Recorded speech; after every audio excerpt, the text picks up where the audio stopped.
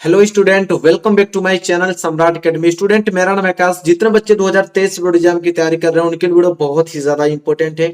आज मैं आप लोगों को सेक्शन सी लेकर आ गया हूं इंग्लिश ग्रामर के। ठीक है, इंग्लिश ग्रामर के जितने आप लोगों के पेपर में टॉपिक पूछेगा वो सारे टॉपिक में लेकर आया हूं।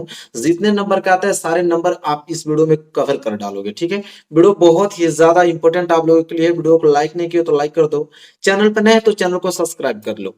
चलो वीडियो स्टार्ट करते हैं। सबसे पहले हम लोग क्वेश्चन नंबर पहला देखेंगे और ये पहले ही कैटेगरी आप लोगों में तुरंत आएगा। कहेगा कि choose the correct option to answer the following question. कह रहा है कि choose the correct option, correct option को आप चूज कीजिए और आंसर द फॉलोइंग क्वेश्चन, जो क्वेश्चन दिया हुआ है उसका आंसर दीजिए। ठीक है, क्या है पहला प्रश्न, इसको पढ़ेंगे और यहां से एक प्रश्न बनना तय है। क्या पहला प्रश्न है कि a very beautiful temple is being built and they identify the adjective। आप ध्यान से पहले समझो कैसे है। देखो, यहाँ पे हमें एडजेक्टिव छापना है। क्या छापना है? एडजेक्टिव। और ये आपको सेंटेंस दिया हुआ है। कह रहा है कि very beautiful temple is being built at Ayodhya. कह रहा है कि आइडेंटिफाई द एडजेक्टिव। इस पूरे सेंटेंस में आइडेंटिफाई करना है एडजेक्टिव को। एडजेक्टिव कौन है? देखो, सबसे पहले आप इसकी हिंदी मीनिंग निकालो। हिंदी मीनिंग क्या होगा? A very beautiful temple is being built at Ayodhya, मतलब अयोध्या में बन रहा है बहुत ही सुंदर मंदिर। अयोध्या में बन रहा है बहुत ही सुंदर मंदिर। तो देखो, एडजेक्टिव किसे कहते हैं ये आपको मालूम होना चाहिए, तभी आप इसे आइडेंटिफाई कर सकते हो। तो जो नाउन और प्रोनाउन की विशेषता बताए, जो नाउन और प्रोनाउन की विशेषता बताए उसे एडजेक्टिव कहते हैं। तो इस सेंटेंस में नाउन क्या है? तो नाउन आप क्या है? क्या? टेम्पल। टेम्पल मतलब मंदिर। मंदिर ही क्या है आप लोगों का? नाउन है। तो मंदिर नाउन है और उसकी विशेषता बता रहा है कि मंदिर कैसा है? बहुत ही, क्या है? बहुत ही खूबसूरत है, मतलब वेरी ब्यूटीफुल टेम्पल है। ठीक है, टेम्पल कैसी है? सुंदर है। ठीक है, टेम्पल मंदिर कैसी है? सुंदर है। तो सुंदर जो है ब्यूटीफुल वर्ड या नाउन की विशेषता बता रहा है, इसलिए आप लोगों का ये क्या कहलाएगा? एडजेक्टिव कहलाएगा। तो क्या हो जाएगा आप लोगों का? ब्यूटीफुल आप लोगों का एडजेक्टिव हो जाएगा। अगर यहीं पे एडवर्ब पूछ देता तो एडवर्ब हो जाता आपका वेरी, क्योंकि जो एडजेक्टिव की विशेषता बताता है उसे एडवर्ब कहते हैं। तो देखिए, एडजेक्टिव आपका ब्यूटीफुल है, इसकी विशेषता बता रहा है वेरी, तो ये हो जाता आपका एडवर्ब। लेकिन हालांकि हमको पूछा है एडजेक्टिव, इसलिए एडजेक्टिव हो जाएगा ब्यूटीफुल। देखिए, बहुत तब तक इसको ध्यान से और पूरा अच्छे तरीके से नहीं समझ पाएंगे तब तक आंसर नहीं कर पाएंगे एग्जाम में। तो एडजेक्टिव पूछा है ना, तो जो नाउन है प्रनाउन की विशेषता बताए उसे हम एडजेक्टिव कहते हैं। नाउन था हमारा टेम्पल, टेम्पल की विशेषता बताया है कि बहुत ही सुंदर है, तो बहुत आपका क्या हो गया? एडजेक्टिव हो जाएगा, मतलब ब्यूटीफुल राइट आंसर हो जाएगा। इस तरह करोगे तब आप लोग कवर कर पाओगे अच्छे से। आगे बात करेंगे दूसरा प्रश्न। देखो, दूसरा प्रश्न क्या है? दूसरा प्रश्न है कि the sky grew dark, identify the verb. अब इसमें वर्ब आपको क्या कर देना है? आइडेंटिफाई करना है। आइडेंटिफाई करना है वर्ब को। यहाँ पे तो एडजेक्टिव था, यहाँ पे वर्ब को आइडेंटिफाई करना है। पहले सेंटेंस पढ़ते हैं। क्या है कि द स्काई ग्रीव डार्क, मतलब आसमान में अंधेरा छा गया। आसमान में अंधेरा छा गया। डार्क मतलब क्या होता है? अंधेरा। ग्रीव मतलब छाना। स्काई मतलब आसमान में, आकाश में अंधेरा छा गया। अब देखिए वर्ब है, तो वर्ब क्या होगा? अंधेरा की छाना की स्काई, तो वर्ब तो आपका ग्रीव होगा। ठीक है, छाना, छा जाना। ठीक है, डार्क, ग्रीव मतलब अंधेरा छा गया आसमान में, तो ग्रीव आपका क्या है? वर्ब है। तो ग्रीव दिखाई दे रहा है कहीं पे? यहाँ ये ग्रीव क्या हो जाएगा? वर्ब हो जाएगा। ठीक है, चलिए देखिए, वर्ब जितना रहेगा वर्ब के हिंदी मीनिंग में लास्ट में आपका ना आएगा। देखिए यहाँ पे आया छाना, खाना, पीना, खेलना, कूदना, बैठना, घूमना, ये सब आप लोगों का वर्ब है। जिसके हिंदी मीनिंग में लास्ट में ना आ जाए समझ लीजिएगा कि वो आपका वर्ब है। जैसे इसमें था द स्काई ग्रीव डार्क, आसमान में अंधेरा छा गया, तो छाना है मतलब लास्ट में ना आ रहा है, वर्ब हो गया। इस तरह पहचानना सीखो, तब जाके आप कर पाओगे एग्जाम में। आगे बात करेंगे तीसरा। तीसरा प्रश्न है कि mister Sharma owns this house change owns into a noun. अब कह रहा है कि mister Sharma owns this house. ठीक है, अब आपको करना है कि जो आउंस वर्ड है उस आउंस वर्ड को आपको नाउन बनाना है। कि आउंस वर्ड का नाउन क्या होता है ये आपको पूछा है इसमें। ठीक है, तो देखो द आउंस वर्ड का जो आप लोग बनाएंगे इसे नाउन, वो क्या कहलाएगा? ठीक है, तो आउंस का हो जाएगा ऑनरशिप। आउंस क्या हो जाएगा आपका? ऑनरशिप। मैं लिख देता हूं यहाँ पे आउंस का क्या हो जाएगा, ऑनरशिप हो जाएगा या नाउन हो जाएगा। ठीक है, तो नाउन बनाने के लिए भी देता है। मैं आप लोगों को एक ट्रिक बता दूंगा आप लोगों की नाउन्स कैसे बनाएंगे किसी वर्ड का। जैसे यहाँ पे आउंस था, तो आउंस का यहाँ पे नाउन हो जाएगा ऑनरशिप। ठीक है, चलो मैं इस पे एक स्पेशल वीडियो आप लोगों को बना दूंगा। आगे बात कर लेते हैं क्वेश्चन नंबर डी। ये जो डी है इसमें आप लोगों का कि fill in the correct preposition in the following sentence. आप लोगों को करेक्ट प्रीपोजिशन भरना है। ठीक है, preposition in the following sentence में, इस सेंटेंस में अब लिखा है कि my shoes are made dot dot dot dot leather. ठीक है, कह रहा है कि माई शूज आर मेड मतलब कि मेरा जूता किसका बना है। ठीक है, मेरा जूता बना है चमड़ा का। ठीक है, आप सेंटेंस को अगर पूरा पढ़ोगे तो यही होगा, माई शूज मेरा जूता आर मेड बना है लेदर का। अब यहाँ पे क्या भरा जाएगा, तो अगर फ्रॉम भरेंगे तो इसका अर्थ निकलेगा से लिखेंगे मेरा जूता बना है चमड़े से। अगर बाई भर देंगे तो यहाँ पे सेंटेंस बनेगा मेरा जूता चमड़े के द्वारा बना है। ऑफ भर देंगे तो हो जाएगा मेरा जूता चमड़े का बना है। और ऑन भरेंगे तो मेरा जूता चमड़े पर बना है। तो बताओ क्या भरा जाएगा, तो यहाँ पे ऑफ भरा जाएगा क्योंकि मेरा जूता चमड़े का बना है। चमड़े का हुआ, के हुआ, इसके मतलब होता है ऑफ। ऑफ मतलब का के होता है, तो यहाँ पे ऑफ का सेंटेंस आ रहा है। ऑफ भरने पर पूरा सेंटेंस अच्छे से बन रहा है कि मेरा जूता चमड़े का बना है, तो इसलिए हम पे ऑफ भरेंगे। ठीक है, ऐसे हम लोग भरना सीखेंगे। चलो ये भी क्लियर हो गया प्रश्न। प्रीपोजिशन में आप लोगों को पूरा पढ़ा दूंगा कि बाई का प्रयोग कब करते हैं, फ्रॉम का प्रयोग कब करेंगे, आप ऑन का प्रयोग कब करेंगे, ऑफ का प्रयोग कब करेंगे। ठीक है, ये तो मैं आप लोगों को इंपॉर्टेंट क्वेश्चन 2022 का ये पेपर में सॉल्व करा रहा हूँ। ठीक है, 2022 का पेपर सॉल्व करा रहा हूँ।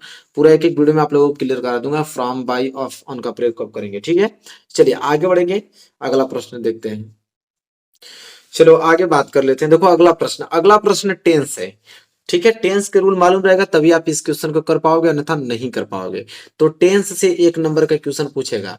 जैसे में यहाँ बोला है कि इट इज रेनिंग हेवली, ये आपको सेंटेंस बोल दिया है और कह रहा है कि change the sentence into present perfect continuous tense, choose the correct option. ठीक है, अब यहाँ पे करेक्ट ऑप्शन चूज करना है आप लोगों को। अब ये सेंटेंस है, इस सेंटेंस को आपको चेंज करना है प्रेजेंट परफेक्ट कंटिन्यूअस में। अब यहाँ पे एक बात है, जब तक प्रेजेंट परफेक्ट कंटिन्यूअस का तुम्हें रूल नहीं मालूम रहेगा तो कर नहीं पाओगे। तो प्रेजेंट परफेक्ट कंटिन्यूअस का रूल होता है आपका सब्जेक्ट प्लस हैज या यहाँ पे हैव लगते हैं, हैज या हैव, और प्लस बीन, वर्ब का फर्स्ट फॉर्म प्लस आईएनजी और प्लस लगाओगे ऑब्जेक्ट। ठीक है, इसके बाद सिंस या फार फिर टाइम रिमेनिंग, यही तो होता है। तो यहाँ पे देखो इसको चेंज करना है प्रेजेंट परफेक्ट कंटिन्यूअस में। तो देखो इट इज रेनिंग हेवली, तो इट वाज रेनिंग हेवली, ये आंसर होगा? कभी नहीं होगा। जब भी होगा तो उसमें हैज हैव लगा होगा, बीन लगा होगा। तो देख ही लो, यहाँ पे हैज लगा है, बीन लगा है, वर्क ऑफ प्लस आईएनजी लगा है, ऑब्जेक्ट, यही होगा। ठीक है, यहाँ पे विल लगा ये भी नहीं होगा, यहाँ पे रेंट लगा ये भी नहीं होगा, तो यही तो होगा।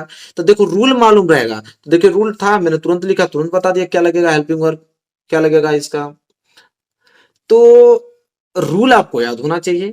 तो टेंस में अभी से आप लोगों को रिक्वेस्ट करूंगा कि पूरा टेंस का क्वेश्चन सॉल्व करना चाहते हो तो टेंस का पूरा रूल अभी से रट जाओ, क्योंकि टेंस का रूल जब तक याद नहीं रहेगा तब तक तुम डायरेक्ट इनडायरेक्ट नहीं कर पाओगे, अच्छा तब तक तुम एक्टिव वाइस पैसिव वाइस नहीं कर पाओगे।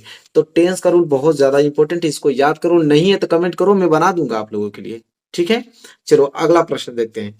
अगला प्रश्न देखो क्या है, अगला प्रश्न है कि change the following as directed.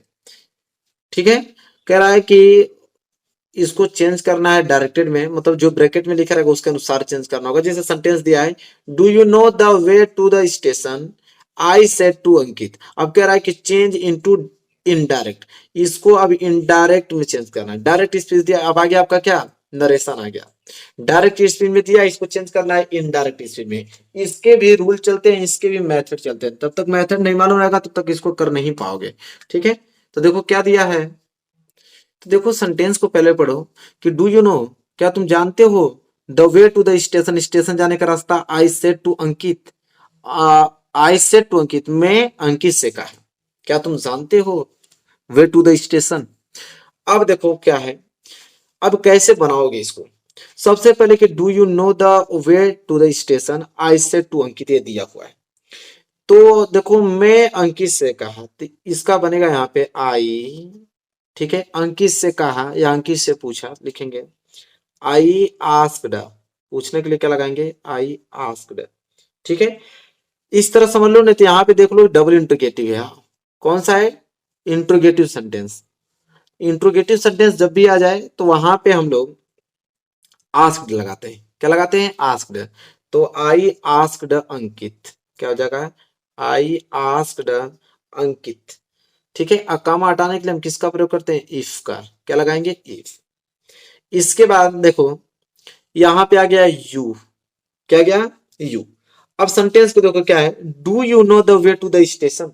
अब कौन सा सेंटेंस है आप लोगों का, ये आप लोगों का है प्रेजेंट का।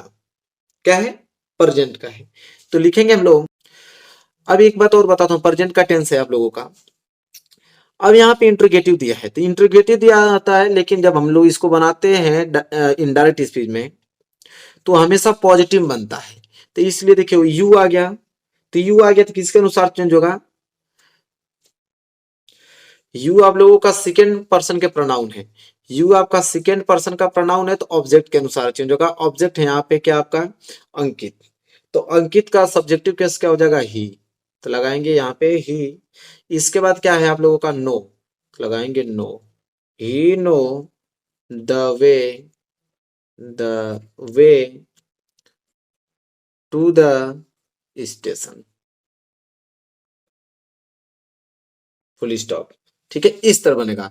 अब देखो आप लोगों को समझ में नहीं आएगा, बिल्कुल समझ में नहीं आएगा, इसलिए क्योंकि आप रूल अच्छे तरीके से जानते नहीं। इसका पूरा कोर्स चलता है, तब तक डायरेक्ट इनडायरेक्ट का पूरा रूल नहीं पढ़ोगे तब तक बना नहीं पाओगे। हालांकि मैं आप लोगों को 2022 का पेपर करा रहा हूं तो डायरेक्ट बता रहा हूं। देखो इसमें दो ही चीज आपको याद करना है, इंट्रोगेटिव सेंटेंस है तो हम भाई हम आस्क्ड लगाएंगे, और हम हटाने के लिए इफ का प्रयोग करेंगे। ठीक है, डबल देखिए इंट्रोगेटिव का सेंटेंस है तब इसको इनडायरेक्ट बनाते, तो जो इनडायरेक्ट में सेंटेंस बनता है हमेशा पॉजिटिव बनता है। तो यहाँ पे डू के बाद देखेंगे यू, यू आपका सेकेंड पर्सन का प्रोनाउन है ना, तो ये आपका ऑब्जेक्ट के अनुसार, ऑब्जेक्ट का है अंकित, तो अंकित का सब्जेक्टिव केस क्या होता है, ही।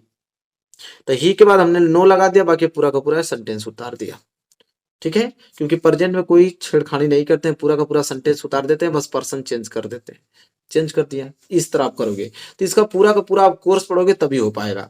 कमेंट करना कोर्स पढ़ना है तो मैं एक वीडियो बना दूंगा आधे घंटे का, 30 मिनट का। ठीक है, पूरा का पूरा इसमें डायरेक्ट इनडायरेक्ट के सारे रूल लिख के आप लोगों को समझा दूंगा, दो दो उदाहरण के साथ। कमेंट करना। हालांकि आप पैटर्न समझ लो कि देखो 2022 में किस प्रकार के क्वेश्चन पूछा था। दिया है कि the mouse at the corn change into passive voice. अब देखो इसको चेंज करना है पैसिव वॉइस में, तो देखो यहाँ पे भी टेंस जब तक मालूम नहीं रहेगा तब तक चेंज नहीं कर पाओगे। ठीक है, अब द माउस एट वर्ब का कौन सा फॉर्म हो गया, सेकेंड फॉर्म। तो सब्जेक्ट प्लस वर्ब का सेकेंड फॉर्म प्लस ऑब्जेक्ट किसका रूल होता है, तो ये आपका सिंपल पास्ट का होता है। तो सिंपल पास्ट जब भी आ जाए तो उसका पैसिव वॉइस चेंज करेंगे, तो इसको ऑब्जेक्ट को इसका सब्जेक्ट बनाते हैं। इसको ऑब्जेक्ट क्या है, द कॉर्न, तो यहाँ लिखेंगे द कॉर्न। क्या लिखेंगे, द कॉर्न। इसके बाद पैसिव वॉइस में वाज या वर लगाते हैं, तो यहाँ पे द कॉर्न है तो इसलिए वाज लगेगा। इसके बाद वर्ब लगाएंगे, वर्ब का थर्ड फॉर्म। तो वर्ब का सेकेंड फॉर्म भी एट होता है और वर्ब का थर्ड फॉर्म भी का एट ही होता है, तो एट ही लिखेंगे, द कॉर्न वाज एट। इसके बाद लगाते हैं बाई, इसके बाद द सब्जेक्ट लगाते हैं, सब्जेक्ट क्या है, द माउस, द माउस। तो एक चीज आपने नोटिस किया है कि रूल जब तक मालूम रहेगा तब तक कर नहीं पाओगे। तो टेंस के रूल मालूम होना चाहिए, ये सब्जेक्ट के हैं मतलब पैसिव वॉइस के, ये जो आप लोगों का दिया है एक्टिव वॉइस का रूल है। और इसका जब इस रूल पे आ जाए तो इसका पैसिव वॉइस का रूल बनता है ऑब्जेक्ट प्लस वाज या वर में लिख देता हूँ, और वर का बनता है थर्ड फॉर्म, फिर बाई और प्लस सब्जेक्ट बनता है, और इसी रूल पे हमने इसको बनाया। देखिए सबसे पहले हमने ऑब्जेक्ट लिखा, फिर वाज लिखा यहाँ पे, फिर वर का थर्ड फॉर्म एट लिखा, फिर बाई हमने लिखा और फिर सब्जेक्ट लिखा। तो रूल जब तक मालूम नहीं रहेगा तब तक कर नहीं पाओगे। यहाँ पे मुझे रूल मालूम था ना, मैंने रूल लिख के बना दिया, और आपको मालूम नहीं रहेगा तो आप नहीं कर पाओगे। हर एक टेंस का रूल अलग अलग होता है, इतना बता देता हूँ आपको। तो रूल याद करोगे तभी एक्टिव वॉइस पैसिव वॉइस कर पाओगे, डायरेक्ट इनडायरेक्ट कर पाओगे। तो इसको ध्यान में रखना। आगे बात कर लेते हैं, अगला प्रश्न देखो क्या है। अगला प्रश्न है यहाँ पे सी, क्या है कि punctuate the following using capital letter very very necessary. अभी पेंचुएशन है, इसको आप लोगों को कैपिटल लेटर को ध्यान में रखते हुए इस पेंचुएशन को करना है। ठीक है, इस सेंटेंस को देखो कैसे करेंगे। तो देखो यहाँ पे लिखा है how does the machine work ask the boy. ठीक है, आस्क्ड आ गया, ठीक है, तो इसको हम लोग चेंज करेंगे डायरेक्ट स्पीच में। जब ये आस्क्ड वगैरह भी हमने देखे हैं, आस्क्ड आ गया तो इनडायरेक्ट स्पीच था ना, इसको कैसे करेंगे, पहले हाउ स्टार्ट हुआ है, ठीक है। तो सबसे पहले पहला अक्षर तो कैपिटल होता है, इसलिए हम लोग क्या लिखेंगे इसको कैपिटल लेटर में, हाउ। हाउ के बाद क्या आप लोगों का डज, तो लिखेंगे डज। इसके बाद दिस, इसके बाद क्या दिया है, मशीन, लिखेंगे मशीन। इसके बाद लिखेंगे वर्क, क्या लिखेंगे, वर्क। अब यहाँ तक एक सेंटेंस हो गया, इसको हम लोग डबल इंटरेक्ट कॉमा में लिखेंगे क्योंकि ये रिपोर्टिंग वर्ब है, ठीक है। रिपोर्टिंग और रिपोर्टेड स्पीच जानते हो, डायरेक्ट इनडायरेक्ट में उसी का ये पार्ट है इनडायरेक्ट का, तो इसे कामा हमने इन्वर्टेड कामा में लिख दिया। इसके बाद यहाँ पे कामा लगा के फिर क्या है आपका आस्क्ड, तब जाके लगाएंगे यहाँ पे आस्क्ड। इसके बाद द बॉय, इसके बाद लास्ट में फुल स्टॉप। तो इस प्रकार के सेंटेंस पंक्चुएशन देता है, पंक्चुएशन करने के लिए। और आपको स्मॉल लेटर में दे देगा, इन्वर्टेड कॉमा में नहीं देगा सेंटेंस को, आपको इसको अच्छे तरीके से अरेंज करके लिखना पड़ेगा तभी कर पाओगे। तो इसका आंसर ये होगा, इस तरह इसको कन्वर्ट करेंगे।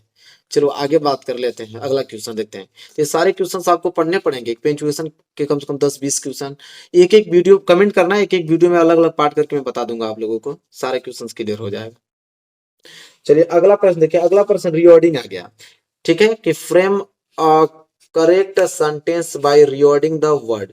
रिवर्डिंग का मतलब है कि उल्टा सीधा इधर दिया, ऑब्जेक्ट को आगे कर देगा, सब्जेक्ट को पीछे कर देगा, वर्ब को ही आगे कर देगा, ठीक है। इसको आपको ऑर्डरिंग में लिखना होगा, एकदम अरेंज करके लिखना होगा।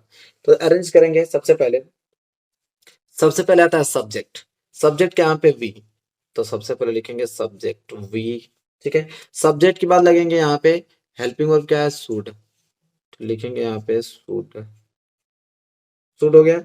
इसके बाद नॉट आता है तो नॉट लगाएंगे। इसके बाद वर्ब, वर्ब क्या है, लव, क्या लगाएंगे, लव। इसके बाद लगाएंगे एट, और जो लास्ट में बच गया होता है ऑब्जेक्ट अदर्स, फिर फुल स्टॉप, बन गया सेंटेंस। इसी तरह लिखेंगे। क्या होता है, पहले सब्जेक्ट लगाते हैं, इसके बाद आप हेल्पिंग वर्ब लगाओगे, नॉट रहेगा तो नॉट लगा देना। इसके बाद वर्ब, मेन वर्ब का आप लगाते हैं, मेन वर्ब फॉर्म लगाते हैं। इसके बाद आप लोगों को ऑब्जेक्ट लगाते हैं, फिर लास्ट में कोई बच जाता है तो रिमेनिंग वर्ड।